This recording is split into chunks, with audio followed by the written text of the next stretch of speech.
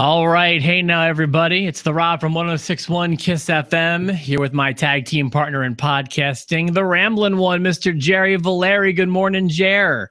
Good morning. I'd like to start with a statement. Hold on. Before you get to your statement, I'm definitely not going to take away from that. Let me start by saying, if something happens, I have this fear that the computer is going to explode inside of this live stream. If something goes wrong, I will post-produce the episode. I am recording into a third-party device, and we'll be able to make it sound good. Just check back on the Facebook, on the website. Jerry and I will have a live. If something goes wrong, we'll post-produce one from this conversation. Totally unnecessary. Everything's going to be fine. I'm going to knock on wood there, big guy. Yep, all right, Jerry. So I know you've got something you want to say. Why don't I segue into what I assume is your statement? Please do. Let me start by telling people what happened before you get to your statement. Last episode, Thursday's episode, was among our most viewed episodes of Post to Post ever. And thank you, everyone who did watch it and share it and who got their news from Post to Post. Thank you. We appreciate you watching. We hope you enjoyed the episode. Over 8,000 people. Yes, we're on our way to 9,000 people, and then we'll be in the 5 digits here before too long. And all of those people got to share in what was maybe my new favorite moment in the history of this show, when the big guy over there in State College, Pennsylvania, in the Happy Valley, received in his phone what he assumed was a picture of Charlotte Flair nude. And we thought it was a picture of Charlotte Flair nude because our good buddy Steve found this online and sent it to my phone. And this was all a breaking story as the episode was going on. And so what Steve sent me and what I sent to Jerry was either like some lookalike or a Photoshop of Charlotte's face onto some super hot porno chick's body. And Steve is usually a home run hitter. This time it was a swing and a miss. I appreciate the effort, Steve, but you really boxed me into a corner on this one. So what happened was Jerry gets a picture of some crazy hot naked chick in his phone, and he starts going ape poop crazy in his studio. And as someone who has seen the picture Jerry saw, a warranted reaction. Nobody sees the photo that I see, though. Like, if you're watching the video, you just have to imagine that I'm seeing the nude photos of Charlotte, which we later learn were horrible. Correct. So then, shortly thereafter, Jerry sends me a text, and he's like, "Hey, I think Steve may have made a mistake. I've been doing some digging, and I found a link to the real pictures. And holy cow, they were not what we were hoping for."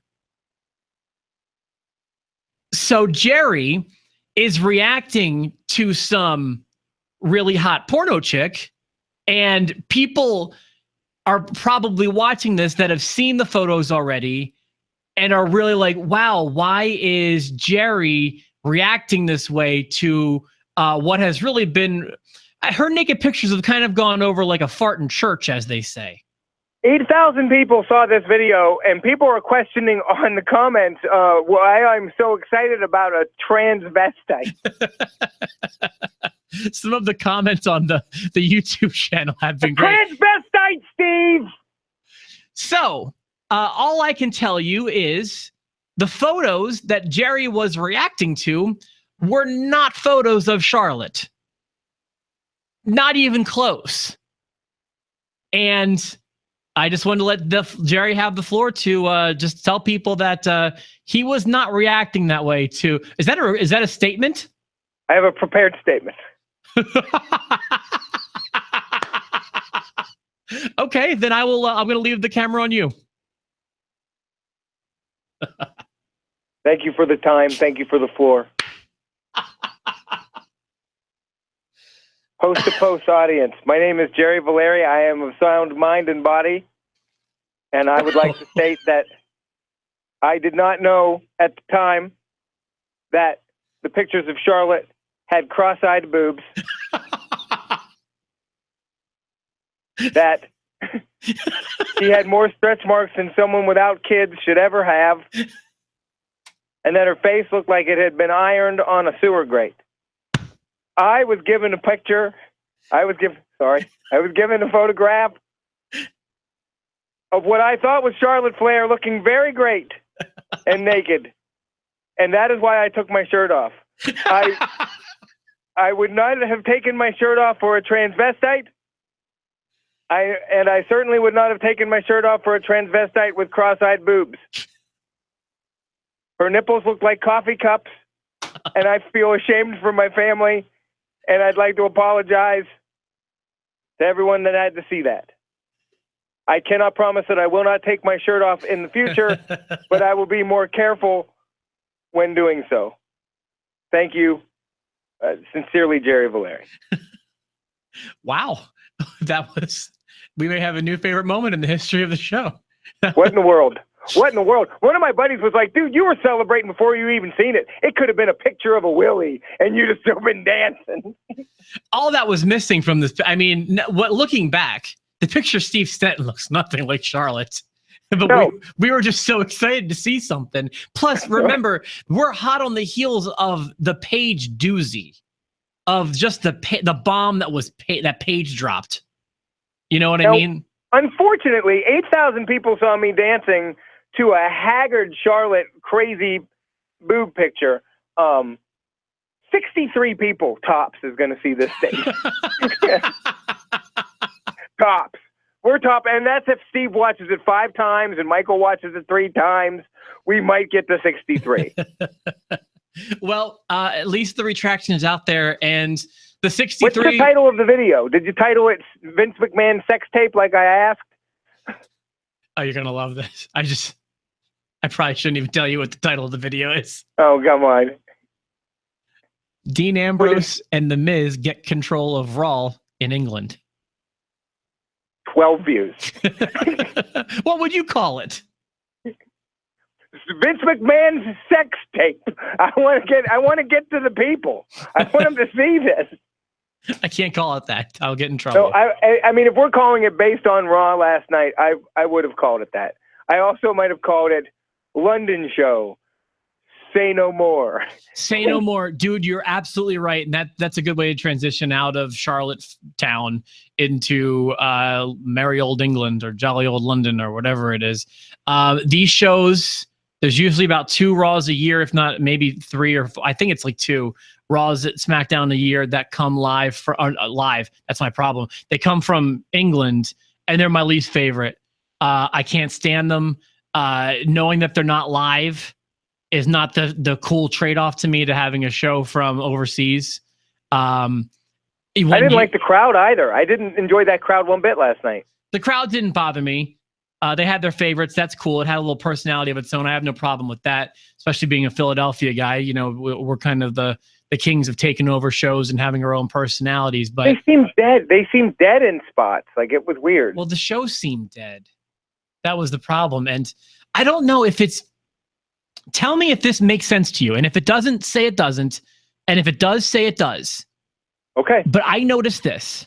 I notice this every time there's a show overseas, and this is going back at least 10 years. I've been noticing this. Maybe some people will relate to what I'm saying. I bet you most people won't. You know how there's a term in our business, we're radio guys, audiophiles. You know what that means, correct? Yes. People who can pick up on little minutia in audio, and you can tell when something's been tampered with, tinkered with, that the average ear can't hear. Well, it's kind of like the video version of that. And I notice a strange, slight change in tape speed when they come from overseas. And either it's gonna ring with you or it's not. But it's every time. Well, I'll say that it makes sense that it could happen, but I've never noticed it. So I'll say I've never noticed it, but you don't sound crazy to me. My eye has always noticed it. I've never read of any reason this could be. I've never researched this. I just notice it every time so slightly that I see a quick change in speed, very, very subtle. And to further validate this, I bet if you don't notice it normally, I bet you notice it when they go to slow motion, because the lights do a really weird thing. They flicker when they are slow-mo overseas. Maybe that jumped out at you. Maybe it didn't. It really didn't. I'll tell you what jumps out at me when they're overseas. And I didn't take into consideration the fact that it's of what time they record. I don't know what time they record overseas and what time they think they're recording the wrestlers, because they've got to be jet lagged. The whole show seems jet lagged to me. Everything, the production, theme songs felt like they were playing a beat too slow, like they were just coming in too late. Guys were hitting their lines, and then before the next person started talking, there was just an awkward pause, a lot of pregnant pauses. Nobody felt like they were really on fire. Even The Miz, who's money on the mic, like everybody just felt stilted and slow, and the show didn't click for me at all. And I wonder if it's because they know they're not live. You know, sometimes I'll record something, and if I'm recording something and I know it's not going to be live and I can go back and I can edit it or whatever, it just feels different than when you go for it live. And I wonder if that affects them, because the show last night, while it did things that I think I would normally like, I thought the whole show, I had a hard time keeping my eyes on it. I'm really upset. I'm realizing now I had to reset my phone earlier. I lost my note from last night. I apologize for that. I remember I didn't have very many. I remember that the show started with another stacked promo, just like last week. I hated that promo, by the way, because I thought they were all bad. And I'm talking about The Miz, who I love. And they were all bad. And then Kalisto came out in his theme music. I thought it was TJ Perkins at first. Like, I had no idea what was going on. I think I pointed out Kalisto's theme music when he wrestled in the dumpster match. I'm surprised by this, and it didn't happen until last night, I guess. But the more they stick with Kalisto, I might be turning the corner on him. But that promo, here was the problem. So it definitely felt like a stacked promo, which we talked about last week. I hate those. Not only was the way they said it bad, like you were just talking about, like no one was really on fire during that promo, but the message was stupid.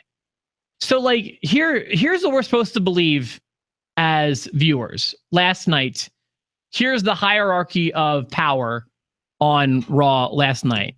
Ready? Here at the bottom, you've got Miz, followed by Ambrose, followed by Angle, followed by Stephanie McMahon, followed by Vince McMahon. Like we've got a totem pole that is perplexing. I feel like that was a lot of work to say that Kurt Angle's not here tonight. Yeah. And then let's just say, here was my other problem with this stupid angle, is that the show did not feel at all, outside of the two matches they booked for one another. The show in no way felt like it was booked any differently, like as if Ambrose or Miz were in control of it. Why would Ambrose and Miz book a tag team turmoil match? Or like, why it should have been goofy, or stipulations or weapons, or everything should have felt with like Dean Ambrose and Miz's fingerprints were all over it. And but it wasn't. No, it was terrible. Just have Kurt be over the cell phone or whatever. Like it's confusing when it's normal, because you still have two authority figures plus Vince, who's not seen as much. Story-wise, it doesn't make sense either for Kurt Angle to give control to Dean Ambrose, of all people. Right. It makes no sense. It doesn't go with the continuity of his character, either one of their characters. I mean, the week before, Kurt Angle was mad that Dean Ambrose had his phone number, and now he's calling Dean and making him in charge of Raw. It's weird. Yeah, so it didn't fit, and it was just a whole lot of work that did not pay off just to say we couldn't get Kurt over to Europe this week. You know, I also had a problem with the tag team turmoil match because I don't think. Yeah. I hate having any kind of. It's not even the turmoil itself, which I don't like, but I hate having a beat the clock or a turmoil or a tournament or any kind of battle royal or whatever to come up with a number one contender for a tag for any kind of championship when I already know who the number one contender is.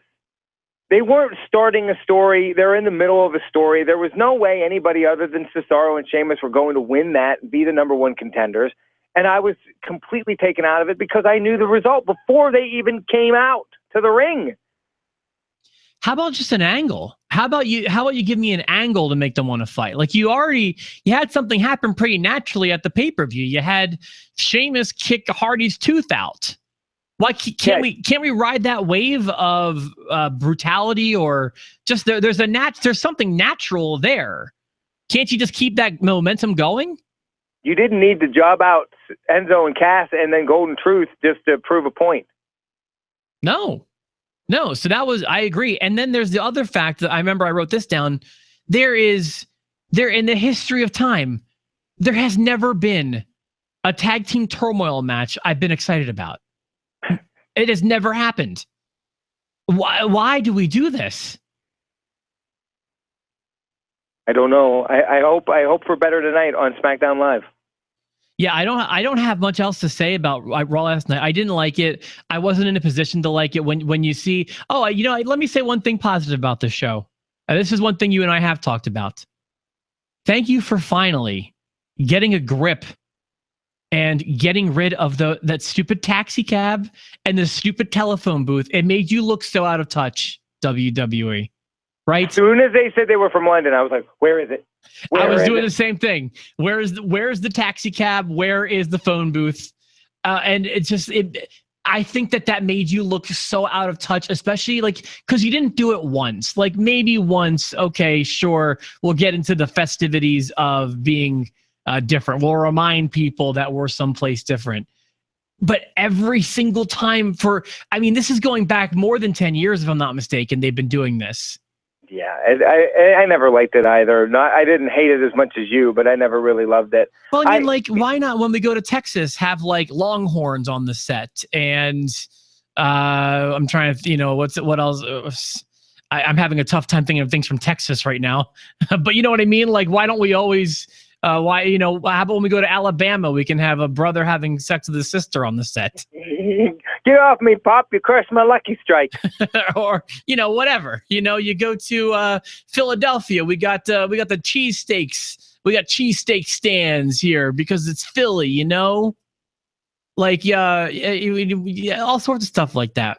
You come to State College, Pennsylvania, and you've got fraternity brothers hazing you till you die in the middle of the night. You've got a football coach with I'm going to stop that one. But you go to New York, you got the Statue of Liberty. You got the Empire State Building. You know what I mean? Why do we just isolate London? Here we are from State College, Pennsylvania. Ignore the shower on the left of the stage. Pay no attention to the man and the boy behind the curtain. What is that? No, that is not Seth Rollins' theme music. That's just rhythmic slapping. So basically, don't ask me how we got here. We've all been present. Boom. Steve, send us more naked pictures, please. Oh, I hope they're dudes. I hope they're chicks with stuff, man. Dudes with tudes. So I can't. Man, there was no match I really loved last night. Oh, there were rematches out the wazoo. I can tell you that. You had Joe and Rollins, which, by the way, Evansville, you're going to get that match again here in a few weeks. At least it might not. I don't know if it'll be dark or not, but that's the match they're advertising. I think it's the opposite of what they want to happen. Like, I really want to see Joe and Seth Rollins fight at a pay-per-view. Like, they made me want to see them fight. They already have, haven't they? But for the wrong reason. I want to see them fight to a conclusion. I want them to, I can't wait until the blow-off match, till it's over, till they finally wrap it up, because I'm done with these two. I'm ready for them both to move in different directions. I'm ready. The only other note that I have is that Oh, go ahead. I was going to say the only direction I can handle Seth going in is a heel one. It's just driving me nuts. I have no interest in him as a babyface. I'm sorry. I know he's a great worker. I know he puts on great matches. I do like Seth. I need him to be a heel. I need it. I don't think he's going to win the title as a babyface. It's just not working for me, man. I have no idea what it is. It's a whole different thing that I can't explain it. I can't stand him right now. Yeah, he does nothing for me. And Samoa Joe, I keep wanting to like his matches, and they're all the same, and they bore me. Listen, I hate to say I told you so. I kind of wanted you to come around on Joe. Like maybe there was something I was missing, and he could be one of those things that we could bicker about. But if you don't feel him, I still like when he comes out. I love his entrance. I love his promos. His intensity I love his is great. attitude. But the match itself, I could just do without. I could skip his matches. His intensity, his entrance, those are all great. And another thing I do like about Joe, because I clamor for this all the time, is I like that Joe looks different. Joe does not look like the cookie cutter wrestler. He's heavier set, and he's very stocky, and he doesn't look like a champion, kind of like Kevin Owens. I think that Owens does not look like a prototypical WWE champion. I miss the Bam Bam Bigelows and the King Kong Bundys. Sprinkle them in. Don't have everyone be a Randy Orton type, bodybuilder type. The only other note I have is another week and another nonsense, no need match for Finn Balor. Like they have no idea what to do with Finn Balor. Yeah, this is a mess too. Finn Balor's another guy I'm really trying to get on board with, and I can't get the traction. They're handling him wrong. They don't have him in a feud at all. Nothing to speak with. I mean, I guess with Bray Wyatt, but nothing's going on there. Yeah, well, that's the thing. How can you say he's in a feud with Bray Wyatt except for the one time on the Superstar Shuffle, Bray name dropped him? Have they done anything outside of that? Oh, there was last week. Okay. Yeah. There was last week, but then this week I kept waiting for Finn at the end of the show. Nothing. Yeah, how they just dropped that? You're right, and that's a feud I could get into, especially when you factor in, when this comes to a head at a pay-per-view. I can only imagine Balor's going to be the demon taking on Bray Wyatt. Like there is serious potential for this to be awesome. They're not doing anything with it. So, yeah, the other note I had, speaking of rematches, you had Alexa Bliss and Mickie James for the 6th time since Mickie James has been back a few months. Do you like the Alexa Bliss Nia Jax tag team up? Yeah, I kind of do, to be honest with you. But it doesn't change the fact that it's a rematch. Just because the ropes are red this time instead of blue doesn't make it a different match. I do like that dichotomy. It's hard to consider something. It's hard to remember a feud like this, basically where you've got a champion and a monster teaming together, with the premise being that the champion is kind of afraid of her partner and is just trying for them not to come to blows. Like it's an interesting spot for Alexa to be in, I feel like. But I also want to throw in the fact that, and if you go back in the tapes, I've been wanting to like Nia Jax, but I'm going to call her, I think she might be a failed project. We'll see. If she can't make anything happen from this, then she's done. Because they're giving her, I mean, she's coming out with Alexa. Alexa's got the championship. This is her opportunity to go to the next level. And if she doesn't, then she doesn't.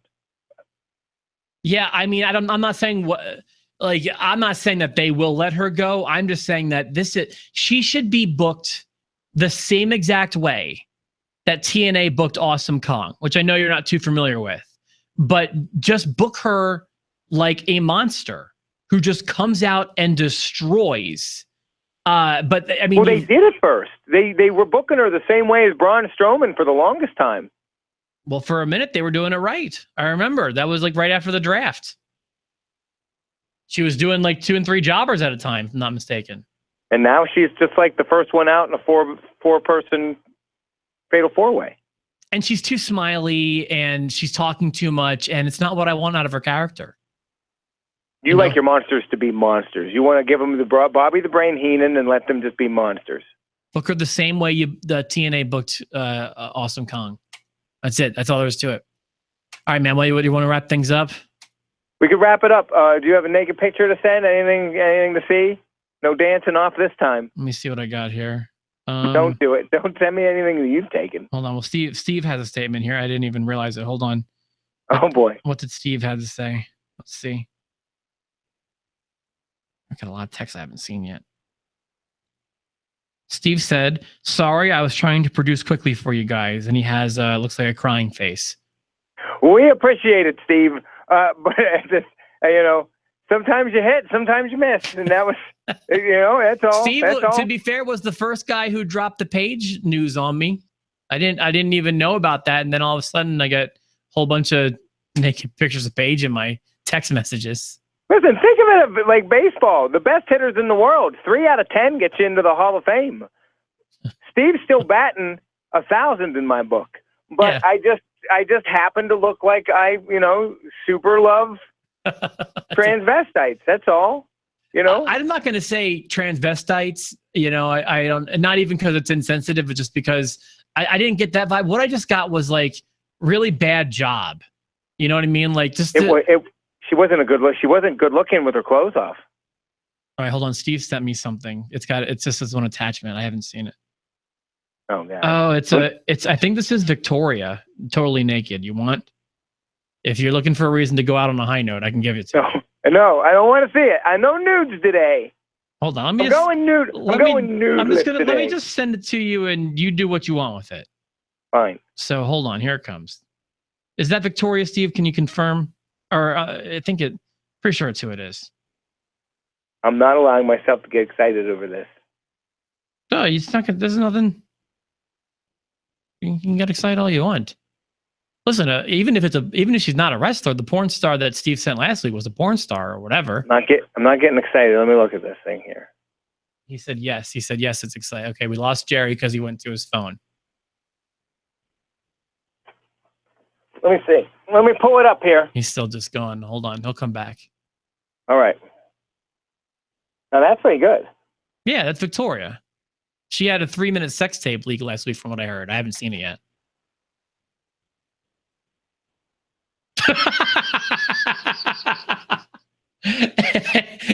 And on that note, for myself, the Rob, my tag team partner, Jerry Valeri, the shirtless wonder, once again, have a great day. I can't play theme music because my computer will explode. See you later. I can't handle nude pictures. I can't handle it. We'll see you later on this week with a SmackDown recap.